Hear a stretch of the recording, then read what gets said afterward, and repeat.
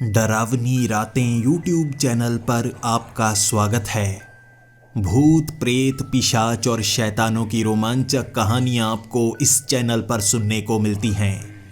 अगर आपको ऐसी ही वीडियोस देखना पसंद है तो हमारे इस चैनल को सब्सक्राइब करना ना भूलें।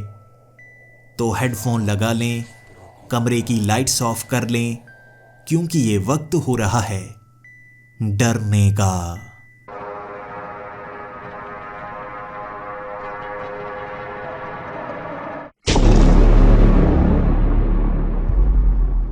हेलो दोस्तों, मेरा नाम शाहनवाज है और मैं दिल्ली का रहने वाला हूं। सबसे पहले आपको अपनी जानकारी देता हूं। मुझे कभी भी डरना पसंद था ही नहीं।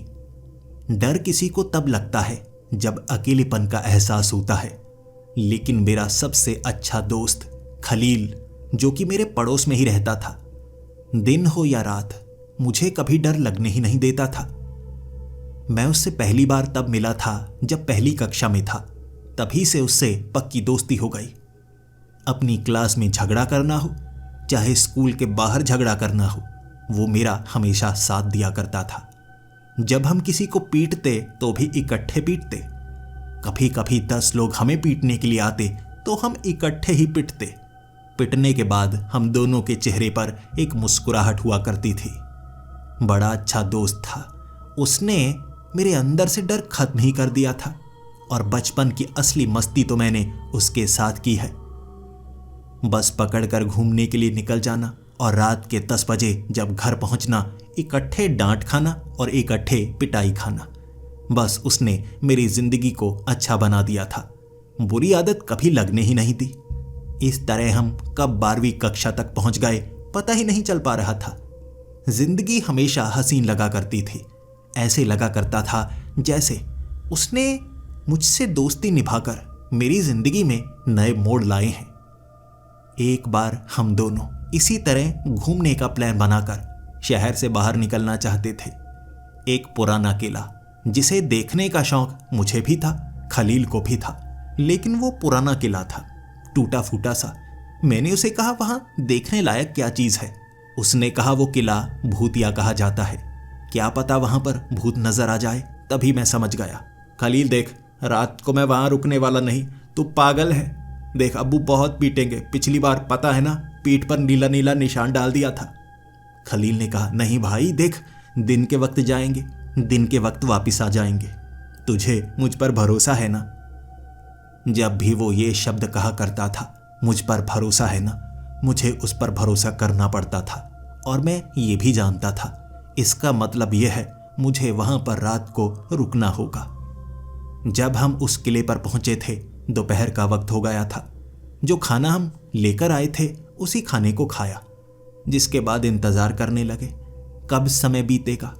टूटा फूटा सा किला, क्या ही बताऊं, वहां कोई सुरक्षा नहीं थी और ऐसा लग रहा था किसी दीवार को हम हाथ लगाएंगे और वो पूरा का पूरा किला ढह जाएगा। दीवारें बनी हुई थी, कई गुंबद बने हुए थे, छोटे मोटे कई हिस्से थे। एक तरफ बनी हुई वो पहाड़ी, खलील ने बताया ये पहाड़ी नहीं है, किले का एक हिस्सा है। यहाँ पर धीरे धीरे मिट्टी पड़ती गई और देखो एक पूरी की पूरी पहाड़ी बन गई। वक्त रात के 8 बजे का हो गया था। पूरी तरह से अंधेरा था। हमारे सिवा वहां पर और कोई मौजूद नहीं था। खलील एक टॉर्च लेकर आया था। कह रहा था हम भूतों को देखकर ही जाएंगे। मैंने कहा, 8 बज गए हैं, तुम्हें पता है ना अब्बू कैसे पीटते हैं। मैं उनका बेटा हूं, मुझे ऐसे पीटेंगे जैसे कोई अनाथ हो, और तेरा हाल भी यही होगा। अबे चल निकलते हैं, 10 बजे घर तो पहुंच जाएंगे ना। अगर पूरी रात यहां पर बिताई, अब्बू मार डालेंगे मुझे। खलील ने कहा, डरने की कोई बात नहीं है। मैंने चाचू से कह दिया है कि वो तुम्हारे घर जाकर ये कह देंगे कि शाहनवाज तो हमारे पास था, इसलिए पिटाई से तू बच जाएगा। देख, याद है ना, जब भी चाचू तुम्हारे घर कहते हैं बच्चे हमारे पास थे, तुम्हारे माँ बाप मान जाते हैं। उनसे अच्छा इंसान कोई नहीं है। चाचू बात मान चुके हैं। बस और क्या चाहिए था। खलील के चाचू एक अच्छे इंसान थे। वो विधायक के खास थे, यानी जब वो कहते हैं सब बात मान ही लेते हैं। मेरी खुशी का ठिकाना नहीं था। मैंने कहा, तो यहाँ पर भूत देख कर ही जाएंगे, चल खलील, घूमते हैं आगे की तरफ। बिल्कुल सुनसान जगह थी। ऐसा लग रहा था यहाँ ना कोई आता हो ना कोई जाता हो। किले के उन टूटे हुए हिस्सों में बहुत ज़्यादा झाड़ियाँ लगी हुई थीं। उन झाड़ियों को हटाते हटाते हम किले के उन गुंबद के अंदर पहुँच चुके थे जिनकी दीवारें जर्जर थीं। ऐसे था कि हम हाथ लगाएंगे और कुछ बुरा हो सकता है। मैं तो इस तरह मस्ती कर रहा कि खलील डरने लगा था। भूत मिले ना मिले, अगर यह गुंबद हमारे ऊपर गिर गया ना, हम भूतों से जाकर खुद मिलेंगे। ऐसे मजाक कर रहा था, थोड़ा डरा हुआ था। जब हम दोनों गुंबद के अंदर थे, जर्जर गुंबद, मैंने शर्त लगाई, देखते हैं इसके अंदर रुकेंगे हम। देखो छत गिरने वाली है, कभी भी गिर सकती है। अभी अभी नीचे ये वाली ईंट गिरी है। हम ऐसे करेंगे, इसके अंदर रहेंगे। जहां डर ज्यादा होता है वहां पर भूत नजर आते ही आते हैं। खलील को आज अजीब सा महसूस हो रहा था। खलील ने कहा, देख मेरे भाई, अंदर खतरा बहुत ज्यादा हो सकता है। बाहर निकाला। देख, भूत बात अलग है, उनसे बच जाएंगे ना भाई। अंदर कोई हादसा हो गया, बच नहीं पाएंगे। गुंबद बहुत बड़ा है, ईंटें बहुत ज्यादा लगी हुई हैं और पूरी तरह से जर्जर है। मैं उसकी बात कैसे मान सकता था? सारी बातें उसने मनवाई थी। अब मेरी बात मनवाने का वक्त आ गया था। मैंने कहा, आजा अंदर आजा, कुछ ईंटें निकाल के दिखाऊंगा तुझे। जर्जर है गुंबद लेकिन गिरने वाला नहीं। ये मेरी जिंदगी की सबसे बड़ी गलती थी। जैसे ही खलील अंदर आया, वो मुझे कॉलर से पकड़कर खींचना चाहता था। तभी मैंने एक ईंट खींची और जिसका डर था वही हुआ। वो गुंबद इतना जर्जर था, ऊपरी हिस्सा नीचे की तरफ ढहने लगा। वक्त बहुत कम था। खलील ने मुझे तो खींचकर बाहर फेंक दिया क्योंकि कॉलर से पकड़ रखा था, लेकिन मुझे बचाने के चक्कर में वो गुंबद के नीचे आ गया। ऊपरी हिस्सा उसके ऊपर था। एक बार चीखा था, उसके बाद कराहने की आवाज तक नहीं आई। पूरी तरह से शांति, और मैं चीखे मार रहा था। खलील, तू कुछ बोल क्यों नहीं रहा? खलील, मेरी बात मान। खलील देख, बोलना, ऐसे मजाक का वक्त नहीं है। ईंटें इतनी ज्यादा उसके ऊपर थी, मुझे नहीं लगता वो बेहोश होगा। मुझे डर था वो मर तो नहीं गया। वहां से मैं भागा। मैं किसी को लेकर आना चाहता था, लेकिन वहां से लगभग 500 मीटर दूर भागने के बाद मुझे आगे एक दुकान नजर आई। उस दुकान वाले से मैंने कहा, मेरा साथी उस गुंबद के नीचे आ गया है। उसने और कुछ लोगों को लिया और इस तरह भीड़ उस गुंबद तक पहुंची। न बोलने की आवाज थी, न कराहने की आवाज थी। एक एक करके उन ईंटों को हटाया जा रहा था। तभी वहां नगर निगम के कुछ लोग भी आ चुके थे। वो भी मदद करने लगे थे। इतनी ज्यादा ईंटें हटाई गईं। सुबह 6 बजे खलील की लाश को निकाला गया था। सर पर चोट लगी थी उसके, शरीर पर चोट लगी थी उसके, पूरे शरीर से खून बह चुका था। इसी कारण उसकी मौत हुई। वो कराह तक नहीं पाया। कई लोग कह रहे थे, ऐसी बेवकूफ़ी इसने क्यों की। वहां पर मैं चुप रहा। कैसे बताता किसी को, यह गलती उसकी नहीं थी, यह गलती मेरी थी। और मेरी इस गलती की सज़ा मेरे सबसे अच्छे दोस्त को मिल चुकी थी।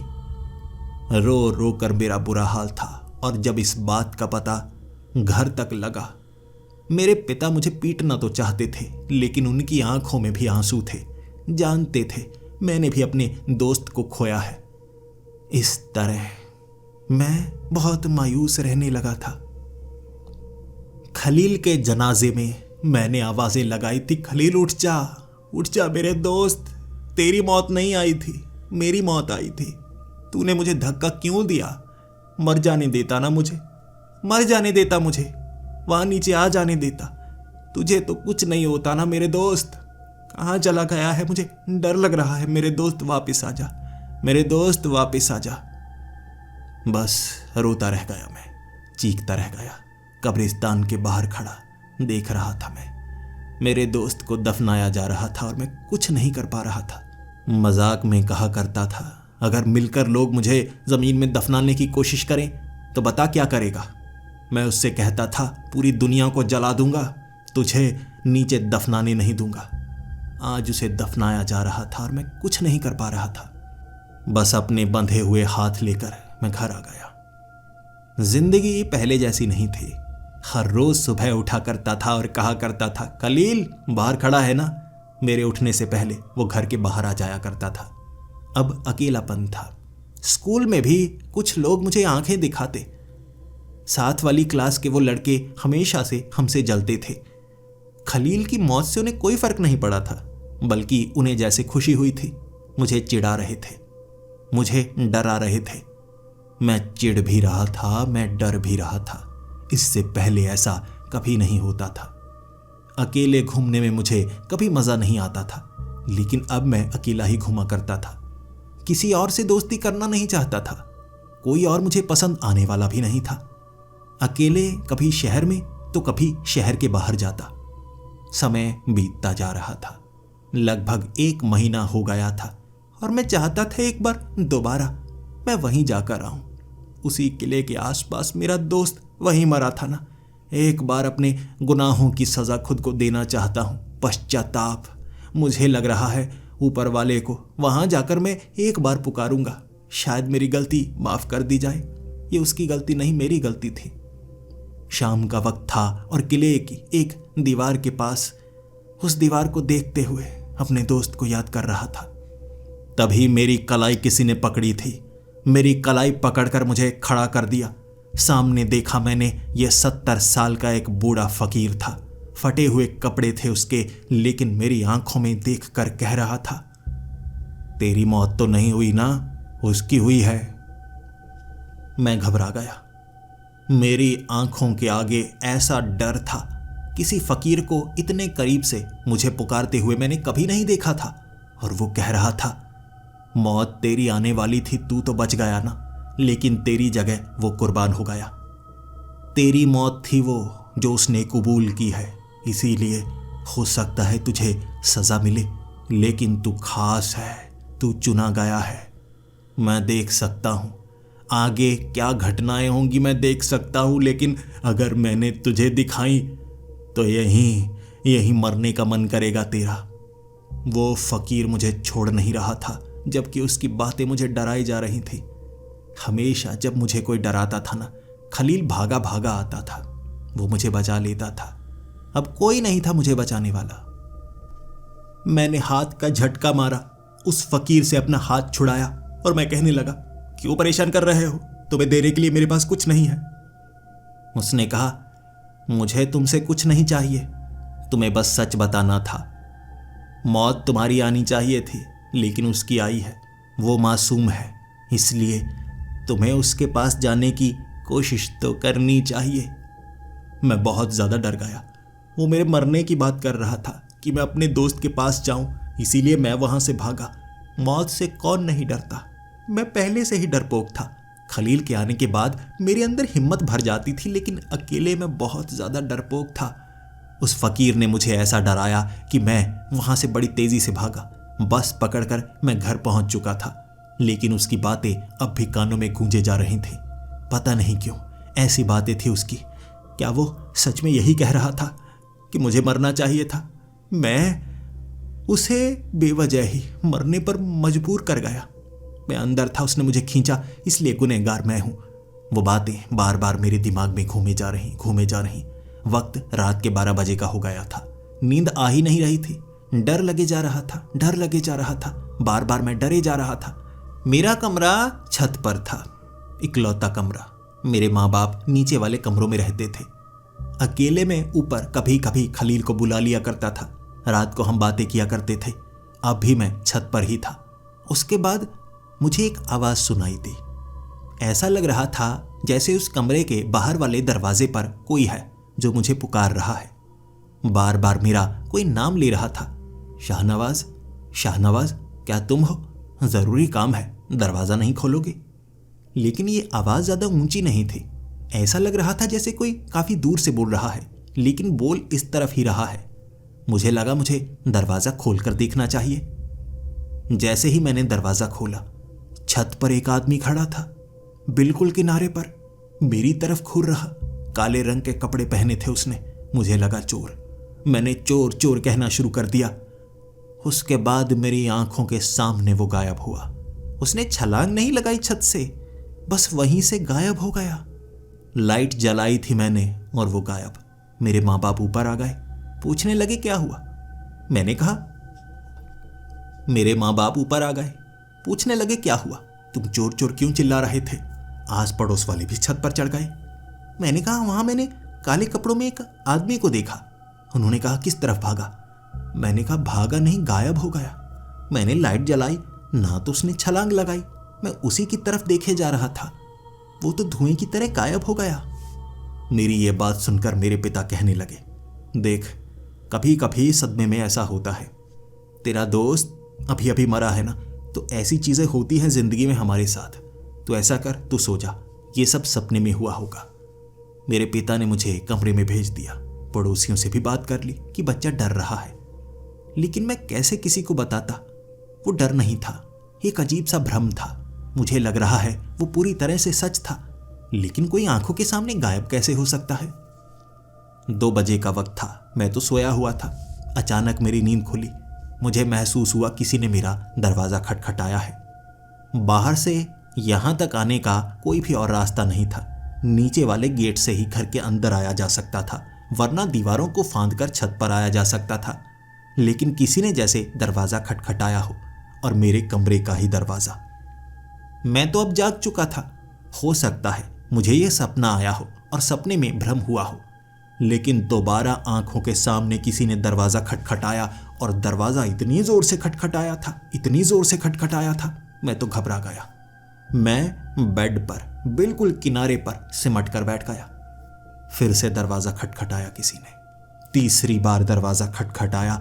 मैं बस चीखने ही वाला था, और उसके बाद 2-3 बार और दरवाज़ा खटखटाया। ऐसा लग रहा था कोई दरवाज़ा खटखटा नहीं रहा है, दरवाज़ा तोड़ना ही चाहता है। जोर जोर से हिला रहा, जोर जोर से। उसके बाद पूरी तरह से शांति, बिल्कुल शांति हो चुकी थी। फिर मेरे पिता की आवाज़ आई, शाहनवाज क्या कर रहे हो? दरवाज़ा खोलो।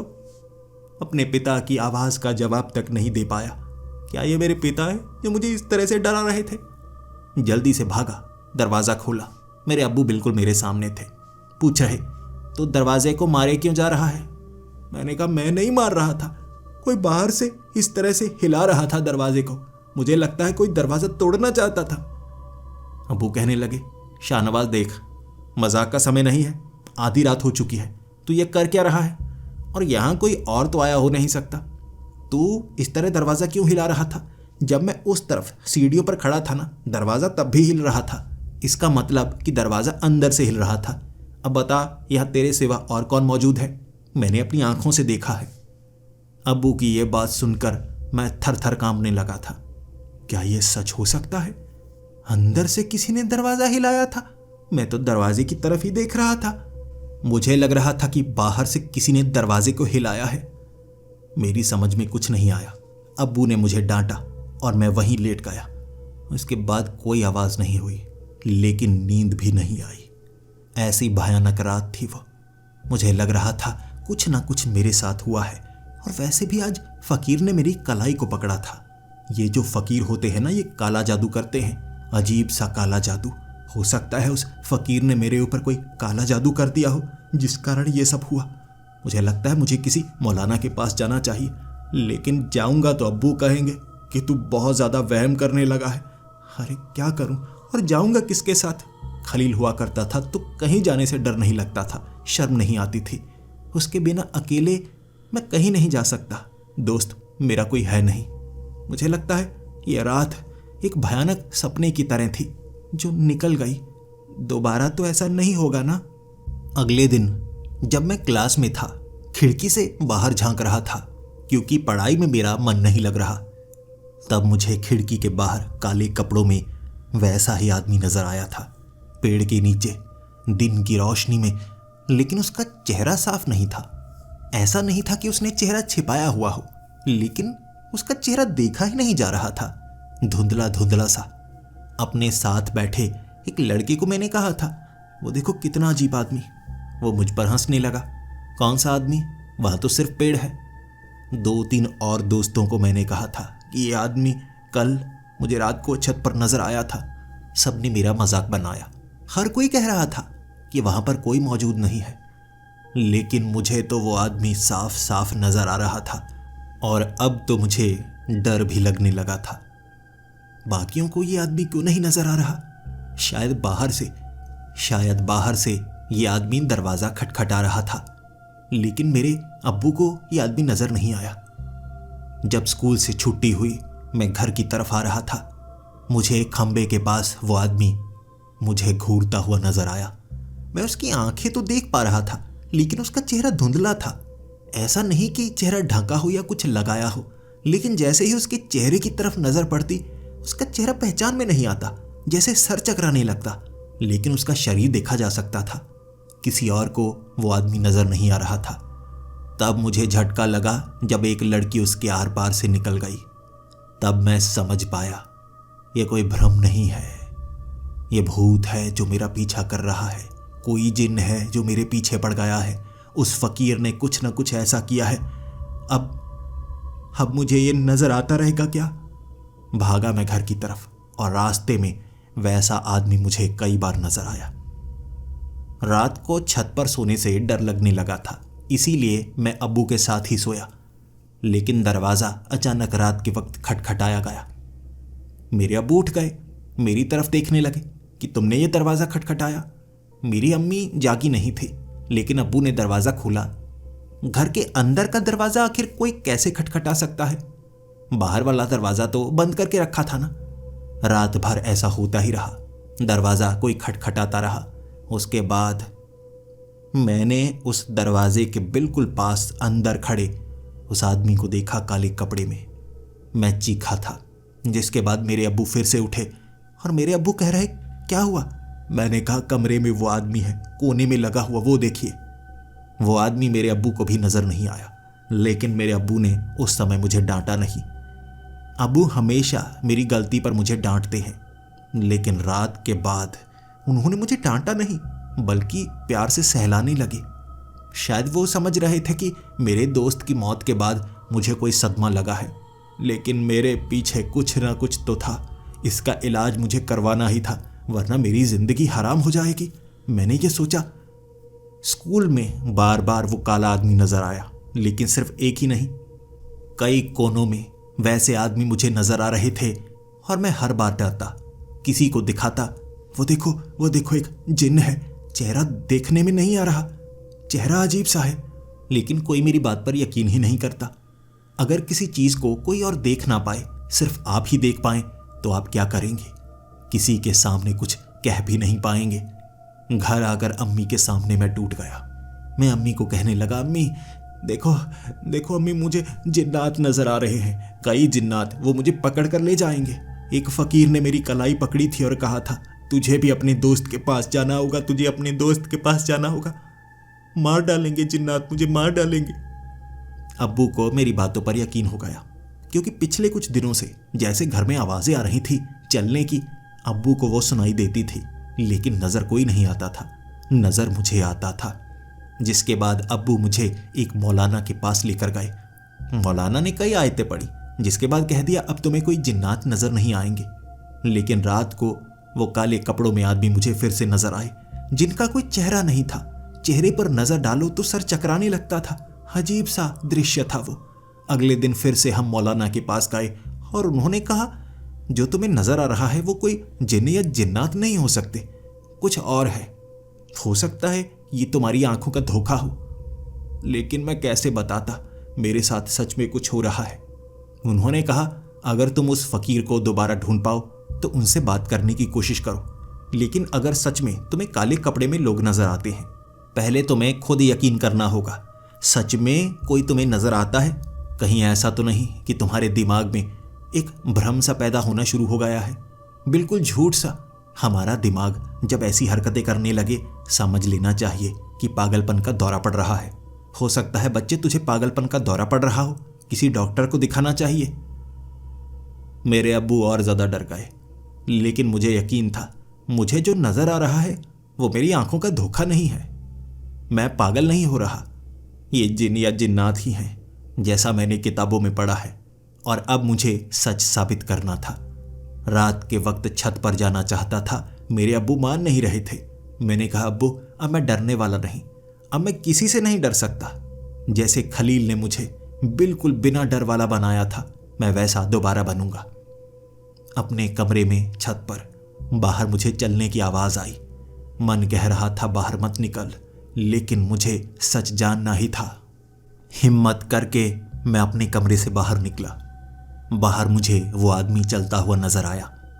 अजीब से कपड़े थे, राख की तरह। उसकी आंखें दिखती थी, चेहरा नजर नहीं आता था।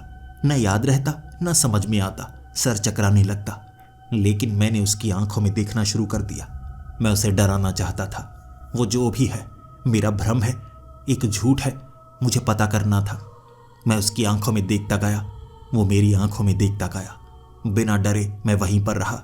मुझे लगा था वो मुझे डराने की कोशिश करेगा, लेकिन मुझे ये नहीं पता था उसकी आंखों में देखने पर वो बात भी करेगा। और उसने कहा, तुम्हें अपने दोस्त के पास जाना होगा। भले ही उससे डर नहीं लगा था, लेकिन उसकी बातों से डर लगा। वो मुझे मरने की बात कर रहा है, यानी मुझे अपने दोस्त के पास, जहां पर वो है, मरा हुआ है, मुझे भी उसके पास जाना होगा। उसकी बातों से मुझे डर लगा और उसकी आंखों में घूरते घूरते पीछे की तरफ चलते हुए मैं दोबारा कमरे में आ गया। कुछ समय बाद बाहर से चलने की आवाजें आईं, फिर दरवाजे को खटखटाया गया। मेरी सांसें रुकी हुई थी, लेकिन मुझे भी जानना था आखिर वो मेरे पीछे क्यों है। अगर वो आंखों का धोखा है तो वो मुझे ऐसा क्यों कह रहे हैं, और मौलाना को कुछ भी समझ में क्यों नहीं आ रहा। मुझे कई सवालों के जवाब चाहिए थे, इसीलिए दूसरी बार दरवाजा खटखटाने से पहले मैंने खुद दरवाजा खोल दिया। बिल्कुल दरवाजे के सामने खड़ा था वो। मैंने उसे छूने की कोशिश की, मैं उसे छू पाया। अगर वो आंखों का धोखा होता तो सिर्फ आंखों को नजर आता, मैं उसे महसूस कर पाया, छू पाया। फिर मैंने उसे कहा, क्यों पीछे पड़े हो, छोड़ दो मुझे। उसने मुझे फिर से यही जवाब दिया, तुम्हें अपने दोस्त के पास जाना होगा, तुम्हें अपने दोस्त के पास जाना होगा। फिर से मैं डर गया। मैंने दरवाज़ा बंद कर दिया। वो दरवाज़ा खटखटाता है तो खटखटाए जाए, मैं क्या करूं, वो मुझे मारने की बात कर रहा है। जिसके बाद पूरी रात मैंने ऐसे ही बिताई। दरवाज़ा खटखटाया तो गया, लेकिन हल्का सा, ऐसा लग रहा था जैसे नीचे तक आवाज़ ना आए, उस तरह से दरवाज़ा खटखटाया जा रहा था। एक तरफ वाली खिड़की भी खटखटाई गई। कोई बाहर था जो मुझसे बात करना चाहता था, लेकिन किसी ऐसे से जिसका चेहरा नजर नहीं आता। भयानक आंखें हैं, भयानक शरीर है, मेरे सिवा कोई देख नहीं सकता। उससे बात करके मुझे क्या मिलेगा, इसीलिए मैंने बात नहीं की। रात मैंने गुजार दी। अगले दिन जो भी जान पहचान वाला था, कोई बाबा, कोई फकीर, जिसे भी मैं मिल सकता था, उससे मिलकर मैं अपनी कहानी बता रहा कि मुझे जिन्नात नजर आते हैं। उन्होंने मुझे मौलाना के पास जाने के लिए कहा। एक फकीर के पास गया। फकीर ने कहा, जो तेरी किस्मत में लिखा है तुझे तो वही मिलेगा, तू बदल नहीं सकता, चाहे तू जो कर ले। उस फकीर की यह बातों ने मेरे अंदर एक ठिठुरन सी पैदा कर दी थी। शरीर ठंडा फिरने लगा था। महसूस होने लगा था मौत है जो मुझे बुलाने आती है। मुझे मौत के शायद करीब जाना होगा। वो मुझे बता रहे हैं कि मेरे मरने का समय आ गया है। यही बता रहे हैं वो, बस यही बता रहे हैं। अगली रात मुझे फिर से वही जिन्नात नजर आए, वो भयानक भूत नजर आए। मेरे कमरे के इर्द गिर्द पूरी रात चलते रहते, लेकिन मुझे नुकसान नहीं पहुंचाते। ये बात तो मेरी समझ में आ गई। अगर वो मेरे साथ कुछ करना चाहते अब तक कर सकते थे, बस डराते हैं और सवाल करने पर एक ही जवाब देते हैं, तुम्हें अपने दोस्त के पास जाना होगा। लेकिन वो कुछ नहीं करते। हो सकता है वो बस बताने के लिए आते हैं कि मौत मेरा इंतजार कर रही है। तो मुझे अपनी मौत को कबूल करना चाहिए। जब आएगी तब आएगी, ऐसे ही खुशी से अपनी जिंदगी जीऊंगा मैं। अब उनसे डरूंगा नहीं। रात को मैंने दरवाज़ा खोला था ताकि वो खटखटा ही ना पाए। उन्होंने दरवाज़ा खटखटाया नहीं। लगभग 4 लोग थे, वहां खड़े हो गए, मुझे घूरे जा रहे। मैंने कहा चले जाओ। मेरी बात मानी उन्होंने, वहां से चले गए। जैसे मेरी बात भी मान रहे थे और मुझे धमकी भी दे रहे थे, लेकिन मुझे वो जवाब नहीं देते, बस यही कहते रहते, तुम्हें अपने दोस्त के पास जाना होगा। मेरी समझ में कुछ नहीं आ रहा था। इसके बाद अगले दिन भी मैं किसी बाबा, किसी फकीर को ढूंढना चाहता था, और किस्मत देखिए मेरी, उस कब्रिस्तान के पास मुझे वही फकीर मिला जिसने पहली बार मेरी कलाई पकड़ी थी और उसके बाद से ये सब होना शुरू हो गया। मैं उस फकीर को कैसे छोड़ सकता था। भागा भागा गया मैं। इस बार मैंने उस फकीर की कलाई पकड़ी। उसका चेहरा दूसरी तरफ था, उसने मुझे देखा तक नहीं था, लेकिन जैसे ही मैंने उसकी कलाई पकड़ी हंसकर कहने लगा तो तुमने मुझे ढूंढ ही लिया। जिसकी किस्मत में जो लिखा होता है वही मिलता है। मैंने तुझे ढूंढा था, तूने मुझे ढूंढ लिया। तेरे मन में जो सवाल उठ रहे हैं, हर एक सवाल का जवाब दूंगा, लेकिन तुझे करना वही होगा जो तेरी किस्मत में लिखा है। बोल, भागेगा तो नहीं? मैंने जवाब दिया, नहीं नहीं, मैं भागूंगा नहीं, लेकिन मुझे सच बताओ, तुमने मेरे साथ क्या किया है? वो जिन्न जिन्नात मुझे क्यों नजर आ रहे हैं? वो मेरे मरने की बात क्यों करते हैं? तब उस फकीर ने मेरी आंखों में आंखें डालकर कहा था, तेरे मरने की बात कौन करता है? तेरी किस्मत में अभी मरना नहीं है, हो सकता है बाद में मरना हो, लेकिन असल में तेरी किस्मत में जब मरना था तब तू मरा नहीं। तेरी जगह पर कोई और मरा, जिस कारण तुझे ये सब नजर आ रहे हैं। मैं समझ नहीं पाया। बातों को उन्होंने घुमाकर कहा था। मैंने कहा, कहना क्या चाहते हैं? मौत अब नहीं है, पहले थी, क्या मतलब? उस फकीर ने कहा, जब तुम उस गुंबद के नीचे थे, ईंट तुमने खींची थी, मौत तुम्हारी लिखी गई थी, लेकिन तुम्हारे दोस्त ने खुद कुर्बानी देकर तुम्हें तो बचा लिया, लेकिन खुद मर गया। लेकिन तुम्हें खुद नहीं पता, तुम अरबों में से एक हो जो मौत को मात देते हैं, और कहते हैं जो मौत को मात दे देता है उसके पास एक ताकत होती है। तुम्हें अपने दोस्त के पास जाना होगा, तुम्हें अपने दोस्त के पास जाना होगा, उसे जवाब देना होगा। तुम्हें एक ताकत मिली है, तुम मर भी चुके हो, जिंदा भी हो, तुम्हारे दोस्त की कुर्बानी के कारण ये हुआ है। तुम्हें अपने दोस्त के पास जाना होगा। मैंने उस फकीर की बात को समझा कि वहां मौत मेरी लिखी थी, मेरा दोस्त मारा गया। नजरें झुकाकर मैंने कहा, लेकिन क्या मेरे मरने से मेरे दोस्त के साथ कुछ होगा? फकीर ने कहा, तुम फिर से मरने की बातें करने लगे। कौन कह रहा है कि तुम मरोगे या तुम मरने वाले हो? मैंने उस फकीर को कहा, आप ही तो कह रहे हैं मुझे मेरे दोस्त के पास जाना होगा, दोस्त के पास जाना होगा। ऐसा ही वो जिन्नात भूत कहते हैं, दोस्त के पास जाना होगा। इसका क्या मतलब है? मेरा दोस्त मर चुका है, मुझे भी मरना होगा। उस फकीर ने कहा, नहीं, तुझे नहीं पता।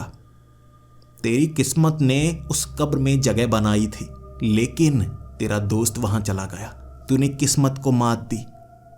वो ताबूत अब भी तेरे लिए है। तू उस ताबूत के अंदर से उस दुनिया में जा सकता है जहां तेरा दोस्त है, तेरा मरा हुआ दोस्त, और तू उससे मिल सकता है। बता, मिलना चाहता है? तुझे कुछ नहीं होगा, तुझे बस अपने दोस्त के पास जाना होगा। उस फकीर की बात ने मेरी आंखें खोल दी, दिमाग घूमने लगा, और उस फकीर ने कहा, वो तेरा ताबूत है, वो तेरी कब्र है, लेकिन तूने मौत को मात दी है। अब तेरी किस्मत में मौत नहीं है, लेकिन अपने दोस्त से मिलना तेरी किस्मत में है। ढूंढ अपने दोस्त की उस कब्र को, जहां उसकी लाश है।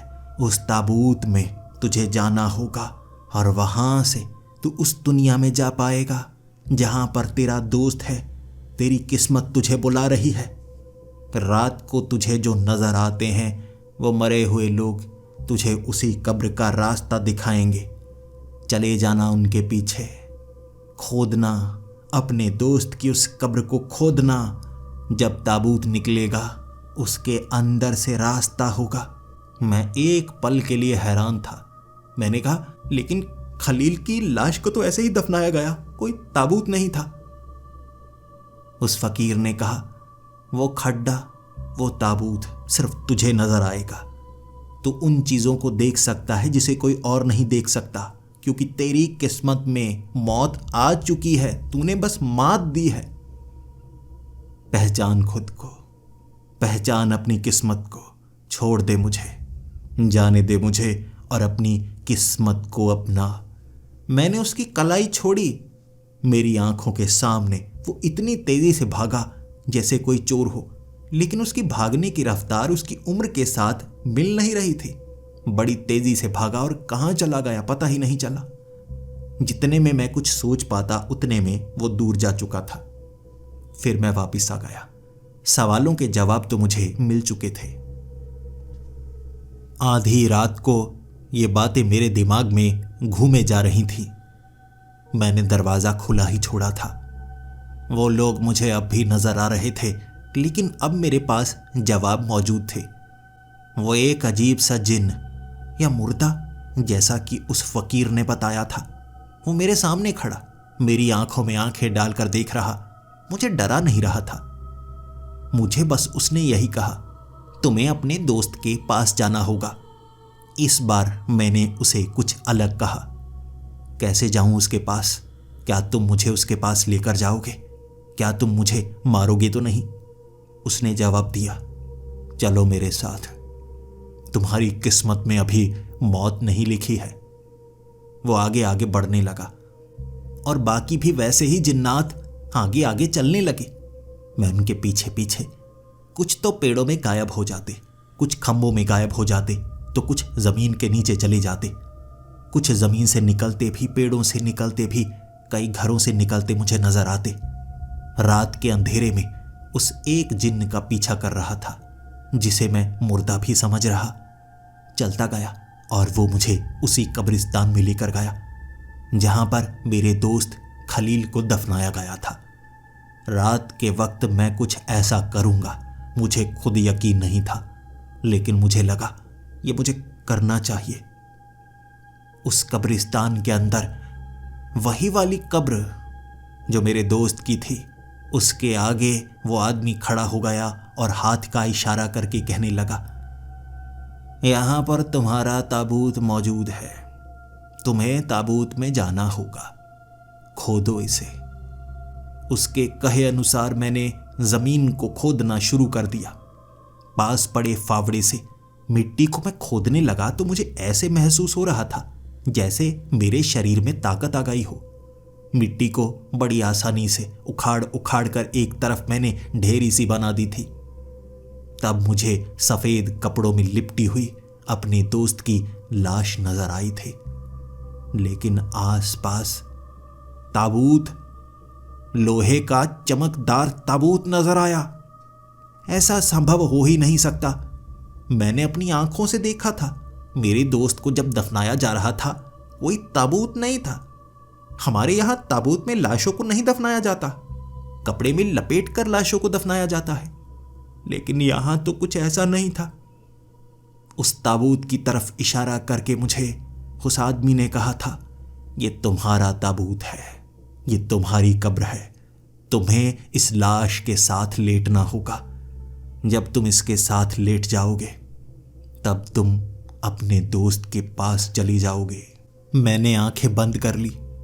उसके बाद जैसे ही अपने दोस्त की उस लाश के पास मैं लेटा हूं, आंखों के सामने अंधेरा सा आ गया, जैसे आसमान भी पूरा काला हो गया हो। मुझे डर था मेरे ऊपर कोई मिट्टी ना डाल दे, लेकिन मैं ऊपर की तरफ जब हुआ, मैं उस कब्र से बाहर नहीं निकला। था तो मैं जमीन पर ही, लेकिन यहां पर कोई खड्डा नहीं था। आसपास बस अंधेरा ही अंधेरा था, दूर दूर तक, लेकिन बीच बीच में थोड़ी रोशनी भी नजर आ रही। मुझे दूर कुछ घर नजर आ रहे, लेकिन ऐसा नहीं था कि दो घर एक दूसरे के करीब हों या बीच में कोई स्ट्रीट लाइट लगी हो, जैसे एक घर के पास थोड़ी सी रोशनी, बाकी घुप अंधेरा। फिर दूर एक और घर नजर आ रहा। काफी दूरी पर मुझे वो किला भी नजर आया, वही खंडहर किला, बिल्कुल आंखों के सामने, लेकिन आसपास अंधेरा। कुछ दीवारें ही नजर आ रही थी। दूर मुझे अपना घर भी नजर आ रहा। ऐसा लग रहा था जैसे अलग अलग जगह एक ही जगह के पास पास जोड़कर रखी गई हो। मेरी सांसें रुकने को आ रही थी, थर थर कांप रहा था मैं, लेकिन दूर मुझे अपने दोस्त की आवाज सुनाई दी। ये खलील की आवाज थी, जैसे किसी से झगड़ा कर रहा हो या किसी से लड़ रहा हो। मैं उस तरफ भागा।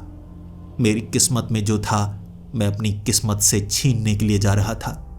मेरे दोस्त के साथ मिलने का एक मौका मिल जाए। मैं बस माफ़ी मांगना चाहता था। मैं उस ईंट को खींचना नहीं चाहता था। अगर उससे इतनी बड़ी घटना हो जाएगी, मेरा दोस्त मारा जाएगा, मुझे पता होता तो मैं धक्का देकर उसे दूर कर देता, खुद नीचे आकर मर जाता। ये मेरी किस्मत थी, ये मेरी मौत थी। आखिर उसे मौत ने अपने आगोश में क्यों ले लिया? बस उससे माफ़ी मांगने के लिए उस तरफ भागा जा रहा। ये मेरी किस्मत होगी कि उससे माफ़ी मांगनी है। जैसे ही उस आवाज़ का पीछा करते हुए मैं पहुंचा उस जगह जहां उसका घर मुझे साफ नजर आ रहा और घर के दरवाजे के पास खड़ा, वहां पर मुझे वैसे ही काले काले जिन्नात, वो मुर्दे नजर आ रहे, जिनकी सफ़ेद आंखें थी, चेहरा अजीब सा, भ्रम सा, आंखें चुंधियाने लगती, दिमाग घूमने लगता। वो झगड़ा कर रहे थे खलील के साथ। वो खलील को उसके घर से बाहर निकालना चाहते थे। खलील निकलने को तैयार नहीं, धक्का दे रहा, गालियां दे रहा, और वो बार बार उसे खींचने की कोशिश करते, लेकिन खलील उठा उठा कर उन्हें पटकता, उठा उठा कर। अचानक खलील की नजर मुझ पर पड़ गई।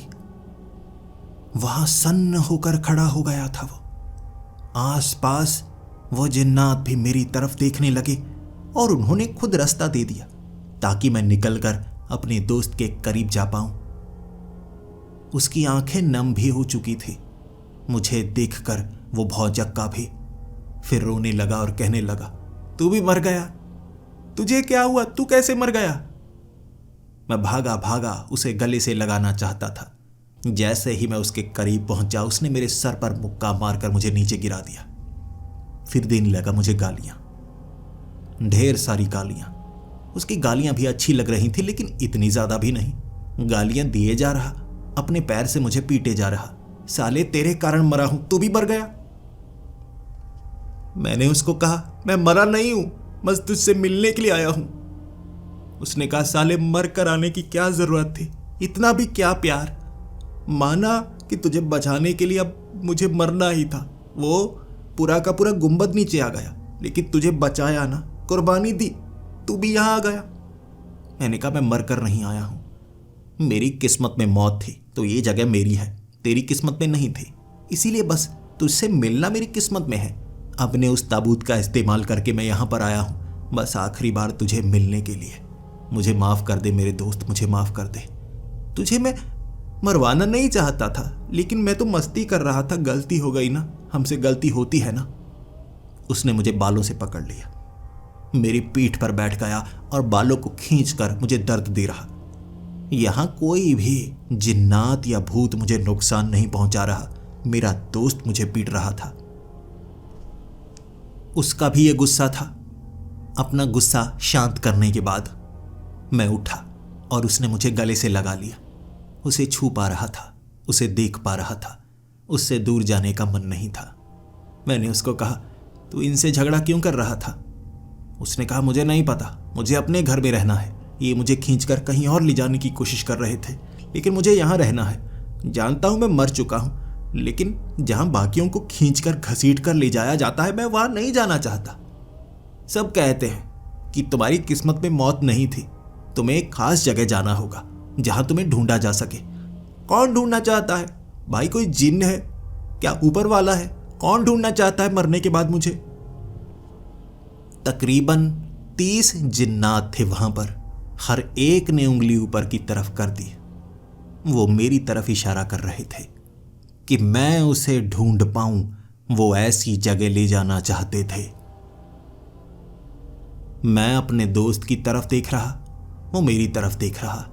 मैंने फिर से उसे गले से लगाया और कहा, बस तुझसे माफ़ी मांग ली, तू गुस्सा तो नहीं ना मेरे दोस्त? उसने कहा, नहीं, मैंने तेरी जान बचाई, लेकिन अब वापस चला जा, वापस चला जा। देख, अगर तुझे कुछ हो गया तो मेरी कुर्बानी तो ज़ाया हो जाएगी ना। चला जा वापस मेरे दोस्त, अपनी ज़िंदगी को खुशी खुशी जीना और बस मुझे याद करते रहना, और ज़्यादा रोया मत कर। यहाँ भी ठीक ही है, मरने के बाद ठीक ही रहता है। वैसे तू भी मरकर यहाँ आ ही जाएगा, मुझे ज़्यादा कोई परेशानी नहीं हो रही, लेकिन मैं वहाँ नहीं जाना चाहता। कहीं और खींच कर ले जाने की कोशिश कर रहे हैं। माना अब तुझसे मिलवाने के लिए, लेकिन अब मैं और कहीं नहीं जाने वाला, ये मेरा घर है। वो सभी के सभी जिन्नात वहां से दूर जा चुके थे, लेकिन उसके बाद भयानक चीखने की आवाजें आने लगी। ऐसा लग रहा था जैसे जहन्नुम की आवाजें हों, कान को चीर रही थी। कान के पर्दे फटने को आ रहे, ना सिर्फ मेरे बल्कि मेरे दोस्त के भी। कानों पर हाथ रख लिया था हमने, लेकिन यह सहा नहीं जा रहा। उसने मुझे कहा, चला जा मेरे दोस्त, चला जा, तेरे साथ कुछ हो ना जाए। अब मैं तो आदी हूं, मैं मर चुका हूं और कितनी बार मरूंगा। तू चला जा, चला जा। कहां से आया है? मैंने कहा, वो कब्रिस्तान। पता नहीं कहां है कब्रिस्तान, इसी तरफ था। यहां तो ये तेरे दादा वाला घर बना हुआ है, इस तरफ से आया था मैं। उसने कहा, भाई ये मुर्दों की दुनिया है, मुझे खुद नहीं पता। अपने घर से 4 कदम चलो, कहीं और पहुंच जाते हैं। वापस 4 कदम आओ, अपना घर दोबारा नहीं मिलता। बीच में अंधेरा होता है, अंधेरे में कुछ और ही निकल आता है। तू चला जा, अब मुझे आदत है, मैं अपना घर नहीं छोड़ने वाला। बड़ी मुश्किल से ढूंढ पाया हूं, मुझे यहीं पर रहना है। तू कब्रिस्तान को ढूंढ। मैंने कहा, मैं कब्रिस्तान को कैसे ढूंढूंगा?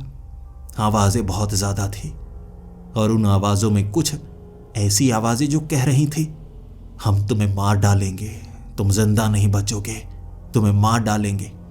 बस ये वो आवाजें थी जिसने मुझे चौकन्ना किया और मेरा दोस्त भी मेरी मदद करना चाहता था। चल चल चल, तुझे कब्रिस्तान मैं छोड़ के आता हूँ। अब मैं तो मर चुका हूँ, कहीं ना कहीं अपना घर ढूंढ ही लूंगा। चल चल, तुझे छोड़कर आता हूँ।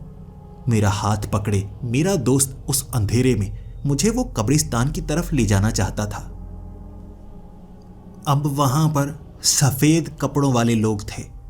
चेहरे उनके भी देखे नहीं जा सकते थे, लेकिन उनकी काली आंखें थीं।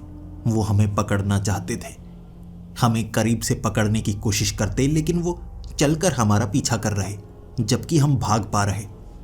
मुझे नहीं पता क्यों वो सिर्फ चल ही रहे थे, लेकिन हम भाग सकते थे। हम भागते भागते कभी किसी घर के पास से गुजरते, फिर अंधेरे में छिपने की कोशिश करते, लेकिन ऐसा करते करते हमने कब्रिस्तान को ढूंढ ही लिया। उस कब्रिस्तान के गेट को फांदकर वहां पर मेरे दोस्त की कब्र ढूंढनी कितनी मुश्किल थी। अंधेरा था, बीच बीच में अंधेरा। जहां हमें लगता कि मेरे दोस्त की कब्र हो सकती है, वहां पर उसकी कब्र नहीं होती, कुछ और ही मिलता। कई जगह ईंटें तो कई जगह गंदगी, मिट्टी का ढेर, लेकिन मेरे दोस्त की कब्र नहीं मिल रही। मैं सर को पकड़कर बैठ गया, लेकिन मेरे दोस्त ने बिल्कुल वैसा किया जैसा वो हमेशा किया करता था। जब भी मैं उदास होता, मेरी गाल पर एक थप्पड़ मारता। इस बार भी उसने थप्पड़ मारा और कहा, मैं मर गया था बे, मर गया था, मुझे नहीं पता मेरी कब्र कहाँ हो सकती है। तूने मेरा जनाजा देखा कि नहीं देखा? जब मैं दफनाया गया तूने देखा? कमीने देखा कि नहीं देखा? मैंने कहा, देखा, मैं दूर खड़ा था, मुझसे देखा नहीं जा रहा था। उसने कहा, तो ढूंढ ढूंढ, कैसी जगह थी? पास में कुछ ना कुछ तो होगा ना, कोई निशानी कुछ लगाया होगा ना, ढूंढ। अबे कहाँ थी मेरी लाश, कहाँ थी? हम उस कब्रिस्तान में पागलों की तरह कभी दाईं तरफ कभी बाईं तरफ, वो सफेद कपड़ों वाले लोग हमें पकड़ना चाहते थे। वो क्या थे? सफेद कपड़ों के जिन्नात, भूत, प्रेत, कुछ भी हो सकते हैं, लेकिन वो हमें पकड़ना चाहते थे। भले ही चलकर, लेकिन अगर हम उनकी पकड़ में आ जाते, शायद मैं बच नहीं पाता। मेरा दोस्त तो मरा ही था, उसकी चिंता नहीं थी, मुझे खुद की चिंता थी। सामने वो कब्र मुझे नजर आ गई, मेरे दोस्त की कब्र। वो पेड़ के पास वो तीसरी कब्र ऊपर की तरफ उभरी हुई, और पास में लगा वो गुलाब का पौधा साफ नजर आ रहा। जैसे ही भागकर मैं उस जगह पहुंचा, वहां खड्डा खुदा हुआ था, नीचे वो चमकदार लोहे का ताबूत मौजूद था। जैसे ही मैं उसके अंदर लेटने वाला था, मेरी बाजू को एक जिन्नात ने पकड़ लिया। वही काले कपड़ों में सफेद आंखों वाला, जिसका चेहरा देखा नहीं जा सकता था। मैं छुड़ाने की कोशिश कर रहा, छुड़ा नहीं पा रहा, कलाई को जोर से पकड़ा था। मेरा दोस्त भी उसके मुक्के मार रहा, धक्के दे रहा, लेकिन वो मेरी कलाई को नहीं छोड़ रहा था। जिसके बाद उसने खुद कहा था, तुम्हारी किस्मत में मौत नहीं थी, तुम अरबों में एक हो जो इस दुनिया में आकर वापस जा रहा है, और तुम्हारी किस्मत है इसे जिंदा करने की। ले जाओ इसे भी अपने साथ, अकेले मत जाना। उसने जैसे ही मेरी कलाई को छोड़ा, मैंने अपने दोस्त की कलाई को पकड़ लिया, क्योंकि मैं ताबूत में गिरने वाला था। बुरी तरह गिरने से डरता था। खलील की बाजू को पकड़ा तो खलील भी मेरे साथ। हम दोनों उस कब्र में। जैसे ही हम उसमें गिरे, मुंह पर मिट्टी ही मिट्टी आ गई। धक्का दिया मैंने मिट्टी को। जैसे ही मिट्टी हटाई, मैं उसी कब्रिस्तान में था, अपनी दुनिया में। बिल्कुल अंधेरा, दूर दूर स्ट्रीट लाइट लगी हुई, जिस कारण यहां रोशनी। ये वही खड्डा था जिसे मैंने खोदा था। तभी खांसते खांसते खलील भी बोल पड़ा, ये मिट्टी मुंह में किसने डाली है? मैं उसकी तरफ देखने लगा। तू यहां क्या कर रहा है? तू तो मर गया था ना? वो तो पागल है, तू मुर्दा है, तू यहां क्या कर रहा है? उसने कहा, मुझे नहीं पता, यहां आ गया तो अच्छा है ना। मैंने कहा, नहीं अच्छा है, मुर्दे ऐसे जिंदा नहीं होते। नीचे देख, तेरी लाश पड़ी है। नीचे उसकी लाश पड़ी थी, सामने उसका शरीर भी। जिंदा था वो या मुर्दा था? क्या था वो, मुझे समझ में नहीं आ रहा। हम दोनों उस कब्र से बाहर निकले। खलील ने मेरी मदद की थी अपनी लाश के ऊपर मिट्टी डालने में। उसकी कब्र थी वो, जहां पर वो मिट्टी डाल रहा था। फिर मैं उसकी तरफ देखने लगा।